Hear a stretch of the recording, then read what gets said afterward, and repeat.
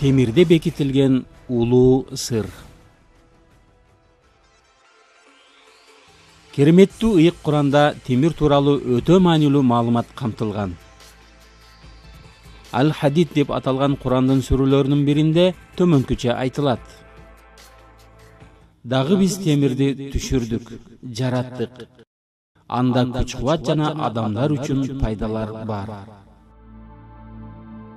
Темир жер шарындагы эң көп таркалган элементтердин 3-сү болуп эсептелет жана ошондой эле жер кыртышынын дээрлик 5%-ын түзөт.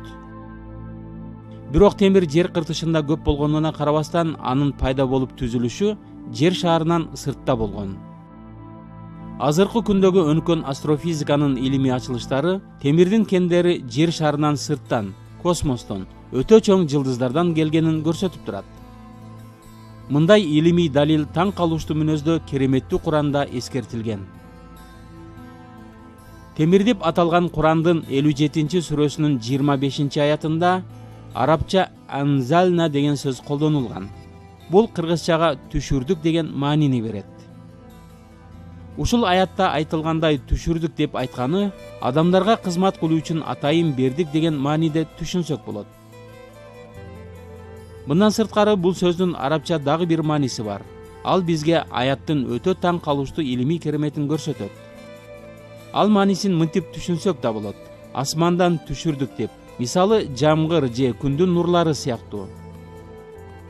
Эгерде асмандан жерге түшүрдүк деген маанисине көңүл бура турган болсок, анда акыркы эле жылдарда пайда болгон азыркы өнүккөн гана илимде белгиленген ачылыш таң калыштуу мүнөздө биз жогоруда мисал кылган аяттын маанисинде айтылгандыгын дана байкасак болот.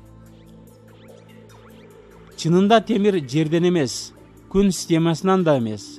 Керек болсо биздин галактикадан да сырткары жакта пайда болгон. Анткени күндүн энергиясы химиялык элемент катары темирди пайда кылууга күчү жетпейт эле. Темир температурасы бир канча 100 миллион градуска жеткен ыстыктык пайда болгон шартта гана түзүлүшү мүмкүн. Мындай мүмкүнчүлүк биздин күндөн бир нече эсе чоң болгон жылдыздардын ядросунда гана бар. Илимде жаңы же супер жаңы жылдыздар деп аталган жылдыздарда темирдин пайда болушу акырындап көбөйүп жүрүп олтуруп аябай чоң абалга келет. Аягында ал жылдыз мурдагыдай ошончо жүктү көтөрө албай калган абалга жетет да натыйжада ичинен жарылууга дуушар болот. Жарылгандан кийин сыныктар космос мейкиндигин көздөй тарайт да ар түрдүү чоңдуктагы темирден куралган метеориттерди пайда кылат. Ошентип асман телолорунун биринин тартуу күчүнүн натыйжасында ал асман телону айланып жүрүп калат же анын бетине тартылуу күчүнүн натыйжасында түшүп кетет.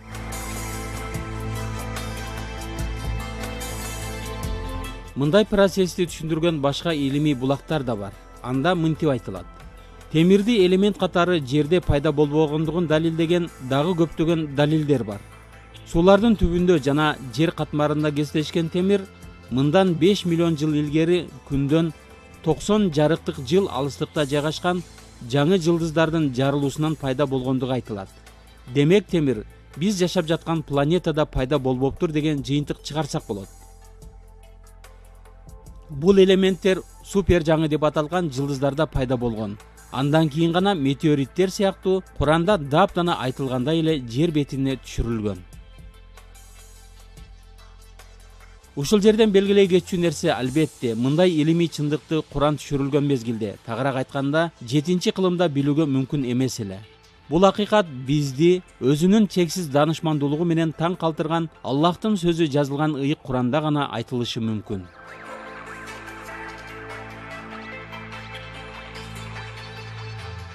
Мындан сырткары Курандын бул сүрөсүндө дагы бир математикалык таң калыштуу керемет бар. Темир деп аталган бул сүрөнүн Курандагы катар номери 57. Арабча айтылышы Аль-Хадид деп аталган сөздүн абжад деген сандык эсептөө эрежеси боюнча ар бир тамганын ээлеген маанилерин коюп баарын кошуп чыкканда да 57 санына барабар болот.